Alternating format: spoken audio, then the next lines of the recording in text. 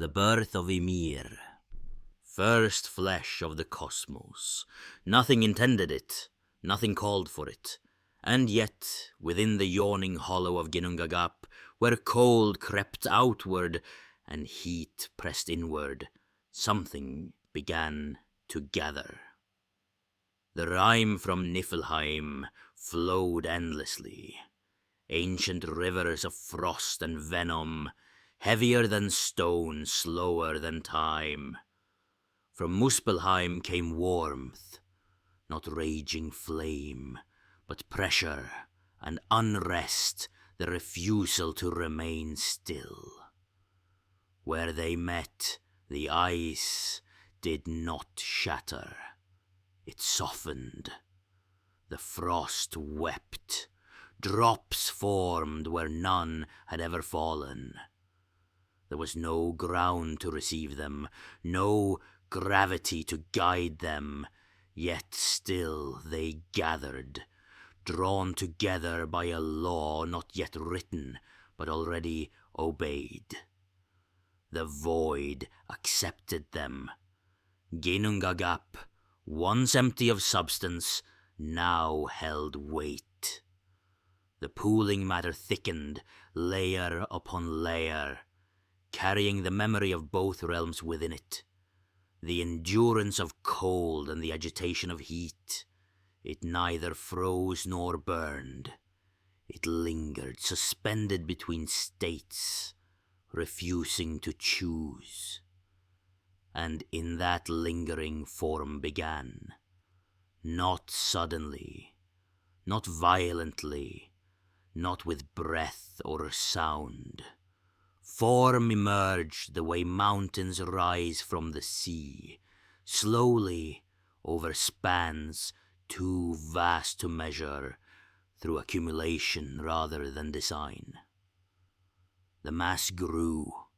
It swelled in the darkness, fed endlessly by melting rime and tempered by warmth. No hands shaped it. No mind guided it. It did not know itself, for knowing requires thought, and thought had not yet awakened. Yet the mass was no longer formless. It thickened into flesh. The first flesh. From it rose a shape vast beyond reckoning, heavy, slow, ancient even in its becoming. It did not stand, for standing requires ground. It did not lie, for lying requires rest. It simply existed, filling the void where nothing had existed before. This was the first being, not born, not made, not summoned. It coalesced. Later ages would name it Ymir, the first giant, the first body, the first consequence of opposites touching. But at this moment, it had no name, no identity, no purpose. It was not God, nor monster, nor king. Those words belong to worlds that come later. Ymir was existence learning wait. It did not wake with thought or vision. It did not look upon the void and wonder. Awareness had not yet been granted. Instead, Ymir stirred as stone stirs under pressure, responding, not choosing. Warmth flowed across its surface, coaxing motion. Cold thickened its core, granting permanence. Between these forces, the first rhythms formed, not a heartbeat, but a slow internal pulse, like glaciers shifting deep beneath the earth. Ymir breathed without lungs. It lived without knowing life, and in its vastness the universe took its first breath through it. The void was no longer empty.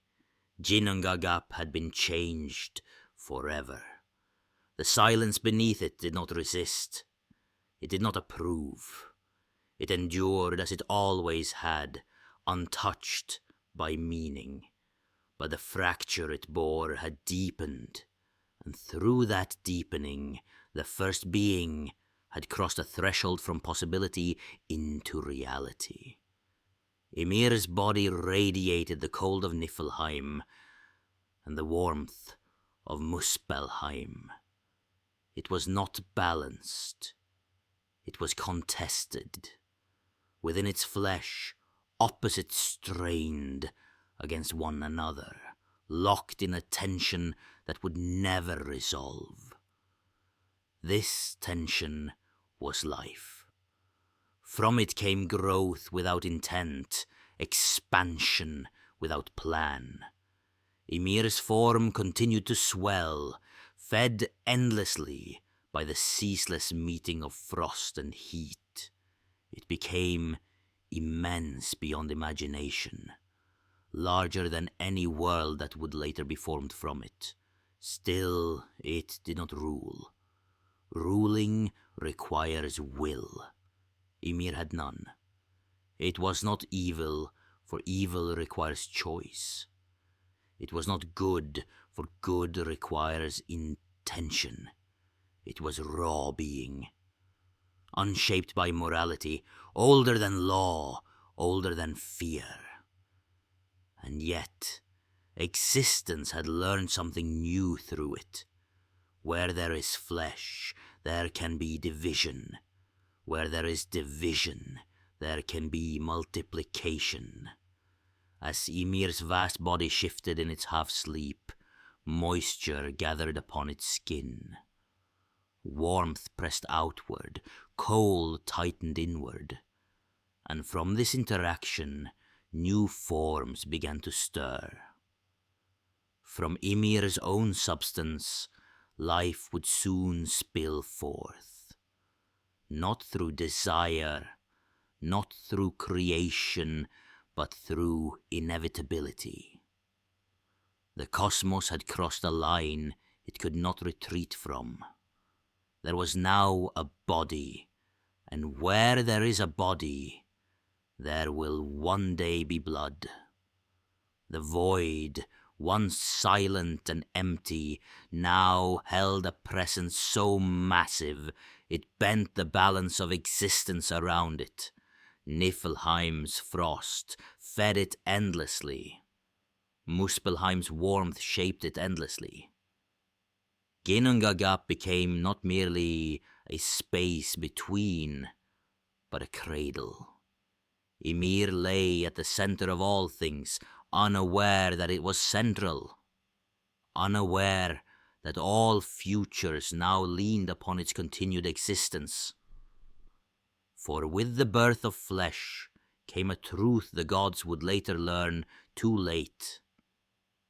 Creation does not ask permission, and once life exists, violence becomes possible. The silence beneath it all remained. It watched without eyes. It waited without patience. It endured without memory. And in its depth lay the knowledge that the first being, born without intent, would one day die without consent. But that day had not yet come. For now, Ymir existed, vast, heavy, eternal in its ignorance, the first flesh of the cosmos, and from it all struggle would be born.